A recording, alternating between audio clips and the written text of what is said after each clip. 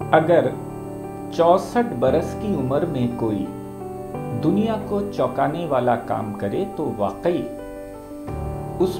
उस शख्सियत पर ओल्ड इज गोल्ड की कहावत सटीक बैठती है। जी हाँ, साहित्य जगत में एक अंतर्राष्ट्रीय स्तर पर एक इतिहास रचा गया है जिसका श्रेय हिंदुस्तान की नामवर साहित्यकार गीतांजलि श्री को जाता है। ये गीतांजलि श्री यूं तो एक लंबे अरसे से उपन्यास लिखती रही हैं, लेकिन आज की तारीख में जब उनको दुनिया का सबसे प्रतिष्ठित बुकर अवार्ड हासिल हुआ तो एकाएक देश दुनिया में सुर्खियां बटोरने लगी। इनके नॉवेल रेत की समाधि यानी टॉम ऑफ सैंड को इस पुरस्कार से नवाजा गया है। सादगी और सब्र का आलम देखिए अवार्ड मिलने के बाद बेबाकी से बोली कि मैंने कभी बुकर का सपना नहीं देखा था और मैंने कभी सोचा भी नहीं था कि यह अवार्ड जीत सकती हूँ। गौर करने वाली बात है कि यह नावल विश्व की उन 13 सर्वश्रेष्ठ पुस्तकों में शामिल था जिनको इस पुरस्कार की लिस्ट में सॉर्ट आउट करके जोड़ा गया था।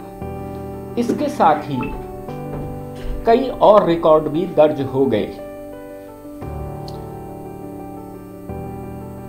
यह प्रतिष्ठित अंतर्राष्ट्रीय पुरस्कार किसी भी भारतीय भाषा की पुस्तक को पहली बार मिला है।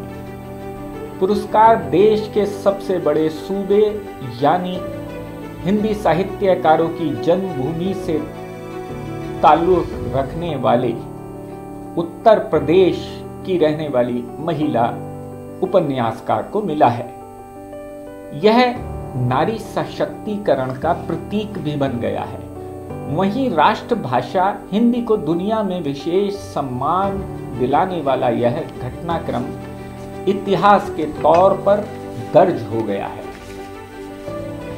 लेखिका गीतांजलि श्री का यह उपन्यास बुकर पुरस्कार के लिए शॉर्टलिस्ट पुस्तक के तौर पर मूल रूप से हिंदी भाषा में प्रकाशित हो चुका था, जिसका अंग्रेजी अनुवाद टॉम ऑफ सैंड शीर्षक से डेजी रॉकवेल ने किया और जूरी के सदस्यों ने इसे शानदार और लाजवाब करार दिया।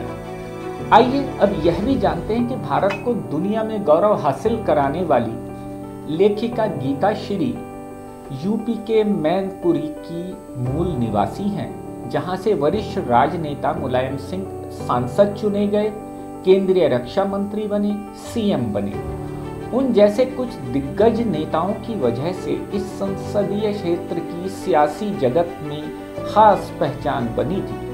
जबकि दस्यु सुंदरी, फूलन देवी और अन्य बीहड़ के दस्यु यहाँ वारदात करते थे, जब वहीं यहाँ आम लोग भी बंदूकें लेकर घूमते हैं। इसी गन कल्चर की वजह से अपराध जगत में मैनपुरी ने सुर्खियां बटोरी। अब बुकर अवार्ड की वजह से मैनपुरी और यूपी ही नहीं, तमाम भारत के निवासी राष्ट्रभाषा से प्रेम करने वाले दुनिया के सामने फक्र से सिर उठाकर बात कर सकेंगे। गीता श्री ने 3 उपन्यास और कई कथा संग्रह लिखे। उनकी कृतियों का अंग्रेजी, फ्रेंच, जर्मन, सर्बियन और कोरियन भाषाओं में अनुवाद हो चुका है। वहीं गीतांजलि श्री अब दिल्ली में रहती हैं और उनकी उम्र करीब 64 साल हो चुकी है। उनकी अनुवादक डेजी रॉकवेल एक पेंटर और लेखिका हैं जो अमेरिका में रहती हैं, जिन्होंने हिंदी और उर्दू की कई साहित्यिक कृतियों का भी अनुवाद किया है। हिंदी में गीतांजलि श्री का यह उपन्यास राजकमल प्रकाशन ने छापा है। उनका रेत की समाधि 5वां, जबकि पहला उपन्यास माई है। इसके बाद उनका उपन्यास हमारा शहर उस बरस 90 के दशक में आया था। यह उपन्यास सांप्रदायिकता पर केंद्रित संजीदा उपन्यासों में से एक है। कुछ साल बाद तिरोहित आया। इस उपन्यास की चर्चा हिंदी में स्त्री समलैंगिकता पर लिखे गए पहले उपन्यास के तौर पर होती रही है। उनका चौथा उपन्यास खाली जगह है और कुछ साल पहले ही रेत की समाधि का प्रकाशन हुआ। हालांकि सफलता के पीछे एक टीस भी है कि लगातार महत्वपूर्ण लेखन के बावजूद गीतांजलि श्री को हिंदी के संसार ने तब अचानक जाना जब उनको दुनिया का सबसे बड़ा अवार्ड यानी बुकर हासिल हो गया।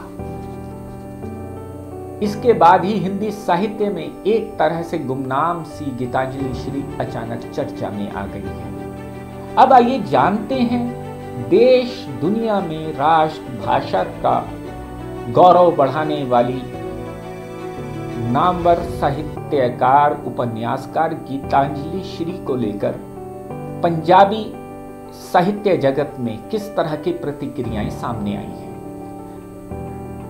हमारी जनहितैषी टीम ने जब PAU के रिटायर्ड प्रोफेसर और बाल साहित्य रचने वाले प्रसिद्ध साहित्यकार डॉक्टर फकीर चंद शुक्ला से बात की तो उन्होंने बेहद भावुक लहजे में कहा कि यह हम सब भारतीयों को गौरवान्वित होने का मौका है। गीतांजलि को इस सर्वोच्च सम्मान के मिलने की वजह से राष्ट्रभाषा हिंदी की शक्ति का भी सम्मान बढ़ा है। इसके पीछे लेखिका की संतोष, सहनशीलता के साथ बनावटी लेखन न करने की प्रवृत्ति साफ झलकती है। डॉक्टर शुक्ला ने यह बात जोर देकर कही जो बात खुद डॉक्टर साहब से पहले गीतांजलि जी ने अवार्ड के बाद पहले रिएक्शन के तौर पर कही कि मैंने इस अवार्ड के बारे में सोचा नहीं था और मैंने अपना लेखन निरंतर उसी गति से जारी रखा हुआ था। अब आइए जानते हैं जमीनी साहित्य रचने के लिए मशहूर हुए चर्चित उपन्यासकार और SDM राम सिंह इस बारे में क्या कहते हैं। SDM राम सिंह एक लेखक की हैसियत से बेबाकी से कहते हैं कि इस महान लेखिका को मिला बुकर अवार्ड हकीकत में अपनी भाषा और सबसे बड़ी बात राष्ट्रभाषा में मौलिक लेखन का नतीजा है। साथ ही साहित्यकारों के लिए साफ संदेश है कि अपनी जड़ों और भाषा से कटकर आप अपनी बात को उच्च कोटि के साहित्य के रूप में कभी पेश नहीं कर सकते हैं। इस मामले में एक समीक्षक के तौर पर वरिष्ठ पत्रकार और रंगकर्मी रहे अश्वनी जेटली से जब हमने बात की तो उन्होंने साफ गोई से कहा कि राष्ट्रभाषा को सम्मान दिलाने के साथ ही नारी सशक्तिकरण का संदेश देते हुए गीतांजलि श्री ने अंतर्राष्ट्रीय सम्मान बुकर को हासिल करके उन लॉबिंग करने वालों को भी आईना दिखा दिया जो जुगाड़बाजी से राष्ट्रीय स्तर तक सम्मान बटोरकर असली हकदारों को पीछे धकेल देते हैं। खैर, गीतांजलि श्री को दुनिया का यह सबसे बड़ा सम्मान मिलने पर हर भारतीय का सिर वास्तव में गर्व से ऊंचा होना चाहिए। जनहितैषी और यू टर्न टाइम परिवार की ओर से हम लोग उनका हार्दिक अभिनंदन करते हैं। नमस्कार।